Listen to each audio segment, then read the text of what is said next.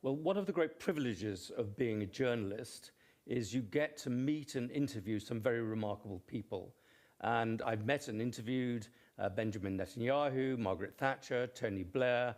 But I must say one of the nicest and most interesting people I ever met and interviewed was Ratan Tata, the head of Tata and Sons for many, many years. I was very impressed by his grasp of business strategy, his vision of the role of business in the capitalist world. I was very struck by his love of dogs and the people he worked with, and I was extremely struck by his pleasantness. He generally exuded a sense of benign concern for the world, and he's one of the very few people of his level of importance that I've ever interviewed who sent me a thank you note afterwards, reminiscing about what we talked about and asking about my dogs, which I thought was marvelous. But we're very lucky today to have Mr. Subramanian Ramadorai, who worked with him for many, many years very closely to really reflect on his business career. So I wanted to start off by asking, how did you first meet him? What were the circumstances that brought you two together? See, I came back from the United States in 1972 to join the Tata Group.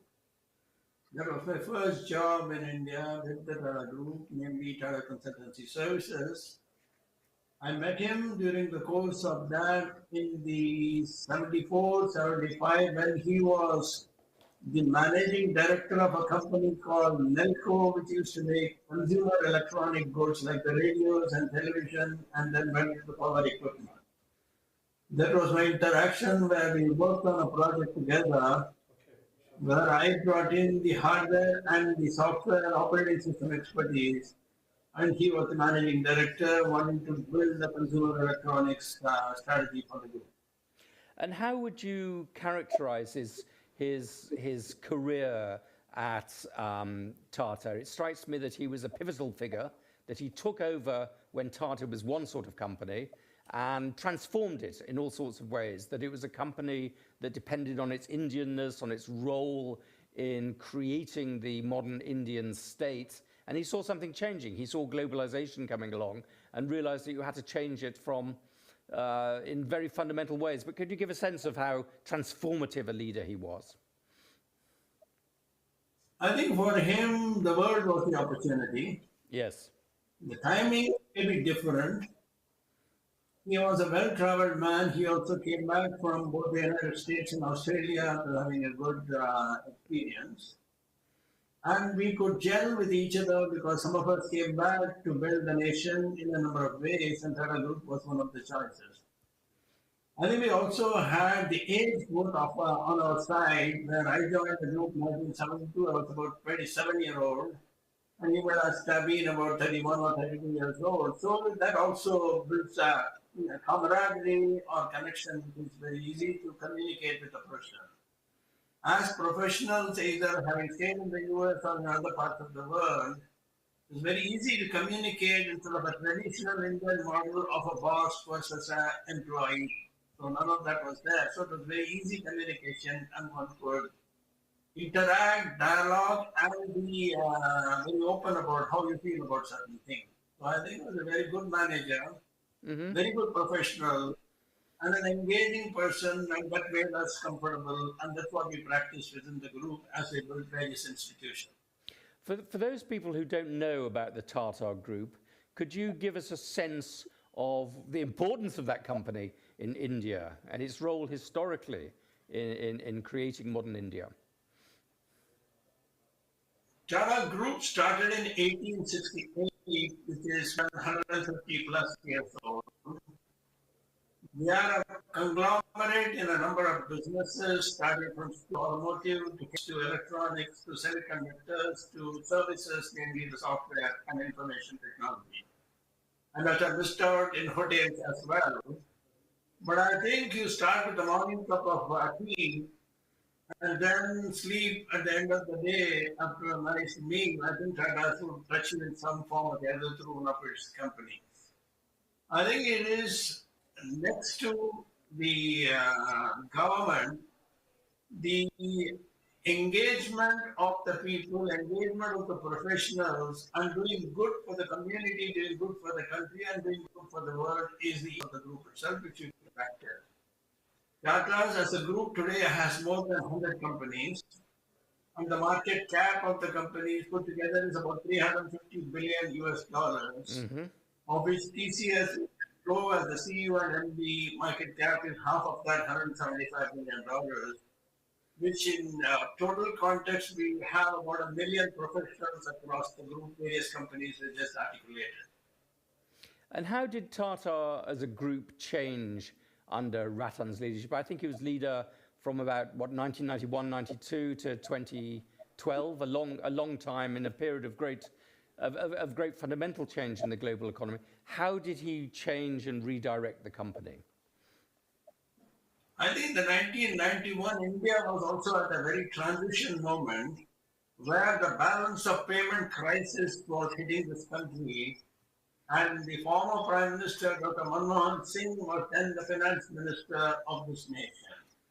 We had to pledge our gold in terms of making sure that we had enough dollars to do the imports which we wanted for the people. And that is when Tata stepped in to say that the rule of opening up the economy, participating in the overseas context and globalization of the companies and globalization visibility of the country became very possible. That was the time Mr. Tata stepped in, and he became the chairman of the group then, and started driving it from an internationalization perspective and a globalization perspective.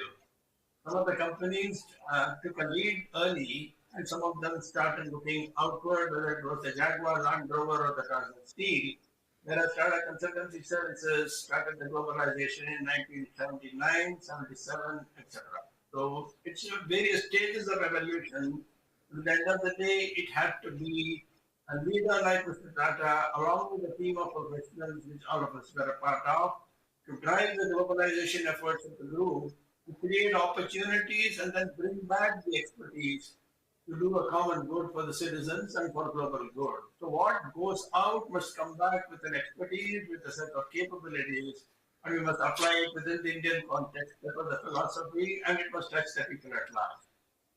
I wanted to ask you a little bit, when I was talking to him, when I was interviewing him, there was a great deal of interest at the time in something called frugal innovation. And this was the idea that you could produce products much more cheaply and make them in a way that rendered them affordable for newly emerging consumers. They're people who are getting their first television or their first fridge or their first computer. And there was great excitement at the time about the Tata Nano, the world's cheapest car. Now, that story did not end particularly well, and we're not seeing Tata Nanos running around the streets of Vienna. So could you say a little bit about the frugal innovation story, why that ended badly or didn't end as well as it should, and whether there's still life left in this idea of cheap products for emerging consumers? I think the frugal innovation and as an innovation economy is very active today within the Indian context. Affordable innovation and affordable for people at large, maybe a scale play is going to be extremely critical for this nation. And that's what we are practicing within the group with regard to affordability, accessibility, and ensuring the quality parameters are not compromised at all. So when we did the thinking on the Tata Innova, or the Tata Nano to be exact, it was that how can you produce a car at about a lakh of rupees or $1,700 or $1,600 at that time. And the innovation challenge was thrown at the engineers who did it and produced a car. Question as with regard to why did it not succeed to the kind of level it was possible if you could get a car at that place. I think it was a marketing challenge. The marketing could have been a lot better. They could have even delayed the product a little bit if they needed for the quality or persisting on that. For example, there are examples within the software space where we related to the world, and as I said, Tata Consultancy Services is about half of the market cap. It's one of innovation, frugal innovation, cost advantage, and the offshore model of software development and relating to the world at large. So I think whether it's the services and or the product, the innovation is very much a part of what Tata does. And once we acquired the Jaguar, Land Rover, or the Chorus, etc., the innovation and the R&D capabilities were brought in, which was extremely important for the well-being of this group. R&D becomes a very central part of it. Frugal innovation and affordable innovation becomes a part of it, and affordable access with the right set of quality is absolutely critical. And competition enables you to do that a lot better. Okay. Let me ask you a little bit about capitalism. There's a huge debate, of course, about the nature of capitalism, how capitalism should work best, whether it should be stakeholder capitalism, whether it should be shareholder capitalism. And I've heard it said of the Tata Group that it's the world's most socialist capitalist company and the world's most capitalist socialist organization. Could you say a little bit about the view of Tata, how it works, how the relationship between the charitable arm and the money-making arm of it? It seems to embody a vision of the way capitalism should work, which is very distinctive from other corporations. You're absolutely right, Adrian. I think the group founded in 1868 by Jamshedji Tata was with the philosophy, what comes from the people must go back to the people multiple times. Right. That's the community at the center of everything which we do. And that's what drives all of us and every corporation, every professional who are part of this group. So with the result, the community is one of the stakeholders, even though they may not be a shareholder. The ownership of the group is also 56% of the parent, namely Tata Sons, is held by the Tata Trusts, and the dividends flow back to the Tata Trust in terms of 66% ownership, either as dividends and or as unlisted companies part of the they have. So I think we work for the people at large. We are focused on creating value for everybody. And even if a listing takes place in terms of an IPO, we ensure that the pricing is right so that there is an upward movement of anybody who makes investments in this group. So the socialism or the social context of a community being at the center of everything, in addition to customers, in addition to suppliers, in addition to employees, on the way of life. That's the way we look at every single company within the group. So this is the original founder's philosophy. Now it has scaled up multifold as we see it, and we also participate in a number of charity initiatives. Where innovation is brought in, whether it's for cancer research, affordable water, biodiversity, soil conservation, etc., etc. I think when Ratan died, Narendra Modi gave a tribute to him, and one of the things that he praised him for was being a great soul, not just a great businessman, but a great soul. And I wondered if you could say a little bit about his personality, his style, what he was as a man rather than just as a businessman. I think as a man, he was extremely, what we call, very soft-spoken person. Yes. The person who would never make you feel uncomfortable because of his chairmanship or because of the authority. With the result, people were able to communicate and convey their ideas even if there were disagreements with him. I think the access when you give as a professional to people around you, professionalism triumphs over any position, and that's what he was good at. Second was access means getting to stay within the boardroom or even one-on-one. You could communicate with the person even if you didn't want to speak in a boardroom because of whatever reason. Some people are shy, some people are very gregarious, but he was a person who would always give a voice to every single human being. If a customer came to him because they were not satisfied with the product and they wrote to him, like you said, he always responded to every mail or every letter that came his way, so that people felt that they were very close to him, even though they were not physically in connection with him. These qualities have to be absorbed, these qualities have to be remembered, these qualities have to be mentored to other professionals.